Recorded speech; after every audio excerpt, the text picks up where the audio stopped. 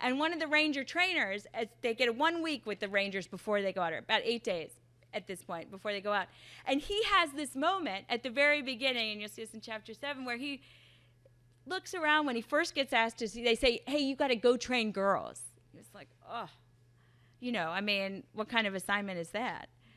And at the end of his 8 days with them, it's like, these women may end up being our own Tuskegee Airmen.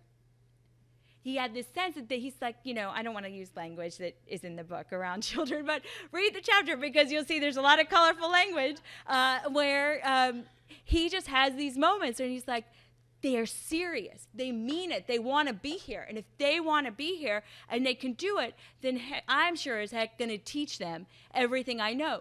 And what he found was that they had heart and they had grit. And when he asked them to climb a rope up and down with their body armor on, it's hard for a lot of them.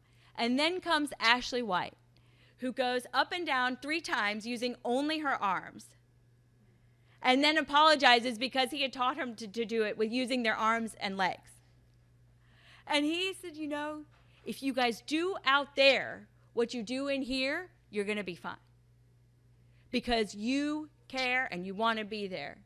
And those guys understand that all they want to do is get the job done.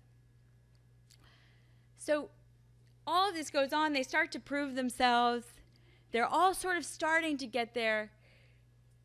Then tragedy strikes in that First Lieutenant Ashley White is on a mission, just like every other night, with her interpreter, who is a gal from Orange County who has chapter 11 is all hers, or chapter 10, and she is one of those people who thought she was going to go do a humanitarian mission, leaves Orange County to go do it, to interpret, realizes about 36 hours after she got there that in fact she's going to be translating for Bagram detainees, 12 hours on, 12 hours off in Afghanistan, and soon gets asked if she wants to be part of Team Pink.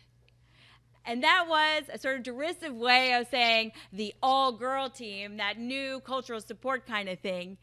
And do you want to go out and do these kinds of missions? Now, she had absolutely no training for that. And within, 2 weeks of saying yes, she finds herself, same thing, on helicopters, running off birds, with, as her teammates would say, not very good gear that looked like it had come from the Korean War. And she's out there on the battlefield trying to be the voice and the eyes and ears of the women with whom she's working. And one time, one of the gals, not Ashley's team, but another gal says, you really need to keep up.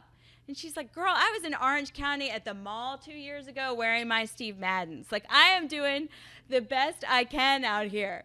She has this very human and very relatable moment. And I think the other human moment, they have so many, but one of the ones that I think stands out for a lot of people who've read it is that when Nadia, the interpreter, is first waiting for Ashley and her teammates to come in, they're in the ladies' room, and she doesn't know what they're going to be like. And they come out, and one gal is putting on her eyebrows, and another is doing her eyeliner before the combat mission brief. And she goes, oh, my God, you wear makeup. I'm so glad. and one of the, her teammates says, well, yeah, it's like, obviously that's not what we do on a regular basis, but I like to feel like myself when I go to work, right? She said, I'm really blonde, so I look kind of sick if I don't have my eyebrows done. And they have this moment where they realize that it's okay. You can be feminine, and you can be fierce, and you can be fit, and you can go out there and do your job well. And I think that makes them even more bound to one another.